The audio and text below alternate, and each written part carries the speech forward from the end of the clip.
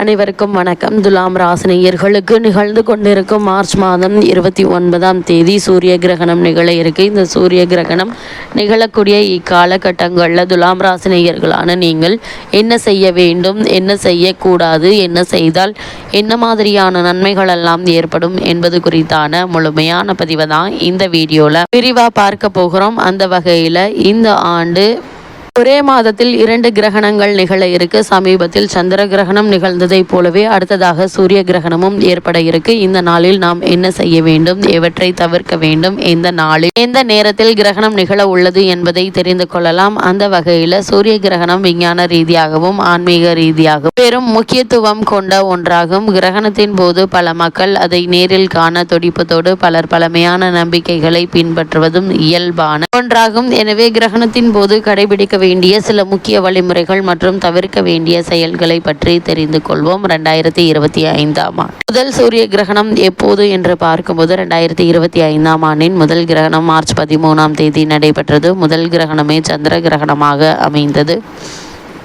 இது பகுதி நேர சந்திர கிரகணமாக அமைந்ததாலும் இந்திய நேரப்படி பகல் பொழுதில் நிகழ்ந்ததாலும் எந்த பாதிப்பும் ஏற்படவில்லை. இந்த நிலையில் இந்த ஆண்டு மார்ச் மாதத்தில் 2வது முறையாக கிரகணம் நிகழ உள்ளது.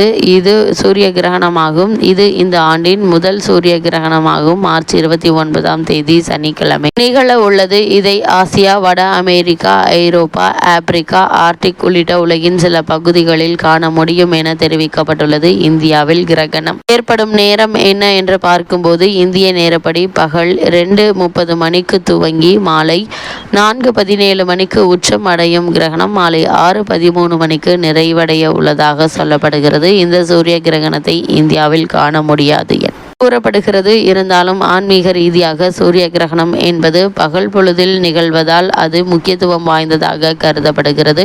இந்த நாளில் ஒரு சில குறிப்பிட்ட விஷயங்களை நாம் கடைபிடிக்கவும் தவிர்க்கவும் வேண்டும் எனவும் கூறப்படுகிறது. இதனால் சில தீமையான விளைவுகள் ஏற்படுவதிலிருந்து தப்பிக்க முடியும். அந்த வகையில் சூரிய கிரகணத்தின் போது கடைபிடிக்க வேண்டியவை என்ன என்று பார்க்கும்போது கண்ணுக்கு பாதுகாப்பு அவசியங்க. கிரகணத்தினை நேரடியாக பார்ப்பது மிகவும் ஆபத்தானது. சிறப்பு வடிகட்டிகளான சோலார் ஃபில்டர் உள்ள கண்ணாடிகள் அல்லது தொலைநோக்கிகள் மூலமாக மட்டுமே பார்க்க வேண்டும். தியானம் மற்றும் பிரார்த்தனை. பல ஆன்மீக நம்பிக்கைகளின்படி கிரகணத்தின் போது தியானம் செய்வது மற்றும் மந்திரங்களை ஜபிப்பது ஆன்மீக சக்தியை அதிகரிக்கும் என கூறப்படுது. அதேபோல் வீட்டில் இருக்க வேண்டும்.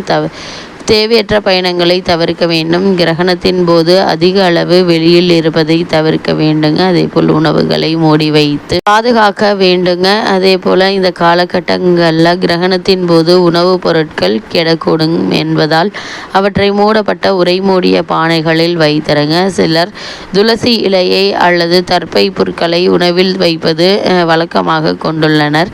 கிரகணத்திற்கு பிறகு தூய்மையாக குளிக்க வேண்டும். அதேபோல் கிரகண நேரத்திற்கு பிறகு பரிசுத்தமாக குளித்துவிட்டு வீட்டின் சூழலை தூய்மைப்படுத்துவதே நல்லது. சாத்வீக உணவுகள் சாப்பிடுதல். கிரகண நேரத்தில் முதியவர்கள், குழந்தைகள், கர்ப்பிணி பெண்கள் உணவு சாப்பிட வேண்டும் என்பவர்கள் பழங்கள், காய்கறிகள், தானியங்கள், நட்ஸ், பால் பொருட்கள் ஆகியவற்றை சாப்பிடலாம். சூரிய கிரகணத்தின் போது தவிர்க்க வேண்டியவை என்ன என்று பார்க்கும்போது நேரடியாக பார்க்க வேண்டாம். சூரியனை நேரடியாக பார்ப்பதை தவிர்க்க வேண்டும். இதனால் கண்களுக்கு பாதிப்பு ஏற்பட வாய்ப்புகள் உள்ளது. கர்ப்பிணி பெண்கள் தவிர்க்க வேண்டியவை.